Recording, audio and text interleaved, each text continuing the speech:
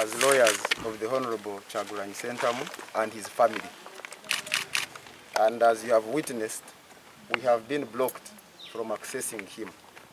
That is a violation of his fundamental human rights and rights of his wife, with whom he is detained. We can also confirm from what we have established here that their home has been turned into an illegal detention center. And the regulations for establishing and gazetting detention centers are known. This is a clear violation of their rights, and as it has been indicated, probably it points to the guilt of the person who runs this country and who was announced as a winner. And as his lawyers, we cannot watch when his rights are being violated. We would like to indicate that we are going to take up legal measures, including court action, to challenge his continued illegal detention and that of his wife. We demand that the government respects the rights of the Honorable Kyagulanyi Ssentamu. Participating in an election is not a crime, and winning an election is not a crime. If the incumbent believes that he won an election, he should allow him to enjoy his rights. For a person who has participated in a presidential election, there are certain options that he would, for example, like to explore, like challenging the results in courts of law. But how will he be able to do so when his lawyers cannot access him? We'd like to indicate that we believe that this is part of a wider conspiracy to rob his victory and deny him a chance to challenge that robbery. Honorable Kyagulanyi ne family ye nga ekisooka tuzze okulaba client waffe tumwebuuzeeko. Ekyokubiri ffenna tukimanyi nti yabadde mu kalulu. Bw'obeera mu kalulu amateeka gagamba nti bw'obeera nga tomatidde na bivudde mu kalulu olina eddembe okuwawaabira mu kooti. N'olwekyo nga bannamateeka tukolera ku instructions era yatuyise atwebuuzeeko naffe tumuwabule. Wabula bwe tutuuse wano tulemeseddwa nga aba officers bwe tusanzeewo aba poliisi oba n'amagye batugambye nti balina ebiragiro obutaggulirawo omuntu yenna ne balooya obutaggulirwa paka ekiseera bo kye bagambye nti paka ekiseera maaso eyo bwe batugambye nti paka maaso eyo we baliyagala bo. Naye ate nga ffenna tukimanyi nti omuntu yenna ne bw'aba asibiddwa mu kkomera erisinga amaanyi ne bw'aba asibiddwa mu poliisi, amateeka ga Uganda gagamba nti alina eddembe okulaba abantu be ne bannamateeka. N'olwekyo okumusibira mu kifo kuba ekifo ekisooka amaka ge private property si kifo kya poliisi, si kifo kirangiriddwa nti kirina okusibibwamu abantu, ekyo kumenya mateeka era kijjawo eddembe nga Munnayuganda naye ate nnyo ng'omuntu yeetabye mu kalulu eyandyagadde oba oli awo okulaba nga yeeteekateekera okuchallenginga oba okukosa ebyo ebyalangiriddwa akakiiko ebyokulonda. N'olwekyo ffe nga bannamateeka ekiddako kyakulaba nga tukola kyonna ekiweebwa mu mateeka. Tugenda kugezaako okunoonya eddembe lye nga tukozesa amakubo gokka ge tumanyi ag'amateeka nga tugezaako okugenda mu kooti okulaba nga in which the Honorable Kyagulanyi and his family are being treated merely because he contested for office of president.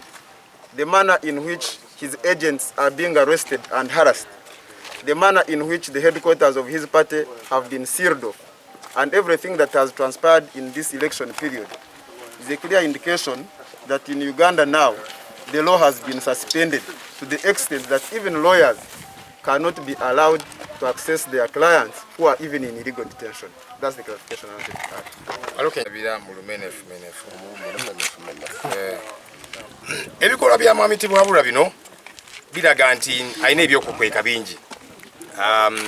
Yanyaze bannayuganda, yabbye bannayuganda era kwe kubikirira kwagezaako okukola okusiba Honorable Kyagulanyi makage okuzingako ekitebe kyaffe agenti baffe balina DR form be bakwata ne batulugunya ne bazibabbako bino byonna kubikirira. Omanyi omwana bw'abanga abbye sukaali ekiddako omusanga yeekunkumula bw'ati kubanga amanyi nti aziza omusango abbye kwekunkumula. So ne Museveni bino byakola alinga yeekunkumulako sukaali naye Maybe just one other thing. Ekirala kye twagala bannayuganda bategeere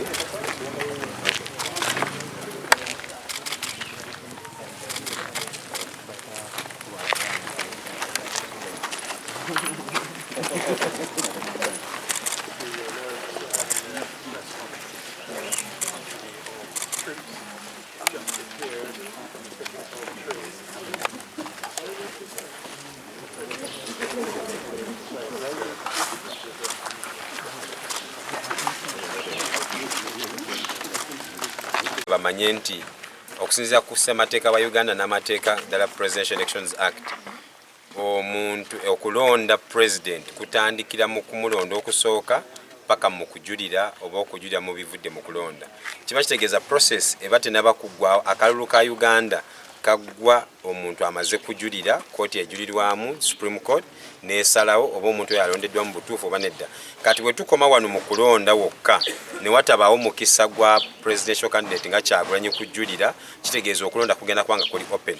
Ate n'ekyokubiri kiba kitegeeza nti ffe nga bannayuganda, ffe nga balooya be, kino kye tukola kati olwaleero kituzaamu bannayuganda amaanyi, tuli mu kukola kye bayita exhausting local remedies, nti tuli mu kugezaako kyonna ekisoboka mu mateeka ga Uganda okulaba nga tukola ekisoboka okubanga twekubira enduulu. Singa kinaaba kiganye then tukyasobola okufuna emitendera emirala ku kooti endala ez'ensi az'amawanga amagatte. Then n'ekirala kiri nti Kyagulanyi alina ennaku 20 okujulira okuva kati wayiseewo endowooza ennaku 2. Kiba kitegeeza ennaku ezo 2 bwe ziggwako nga tajulidde, etteeka lya Uganda likulaga nti kooti amateeka bwe gateekawo ebbanga ery'okukoleramu ekintu, naye ebbanga eryo ne liyitawo ne wabaawo omuntu n'aleeta ensonga lwaki teyasobola kukola kintu ekyo mu bbanga eryo, kooti zisobola okukola ki? Okumuddiramu.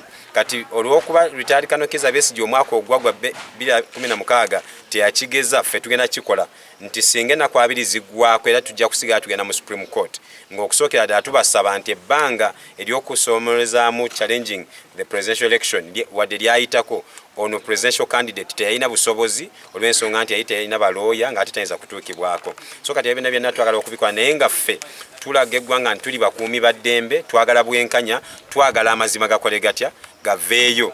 Bw'oba wangula akalulu katuteeke fayiro ku mmeeza, katuteeke obujulizi ku mmeeza, kooti eneekola ki? Eneesalawo. Mu Luzungu. Akukobaddamu mu Luzungu.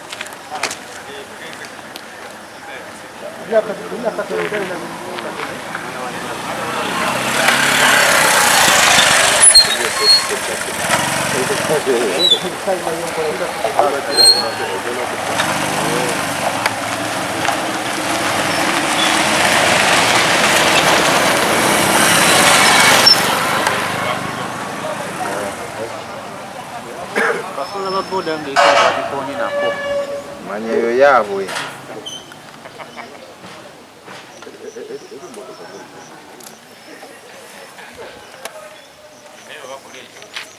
Okola ki wano lwaki oyagalira?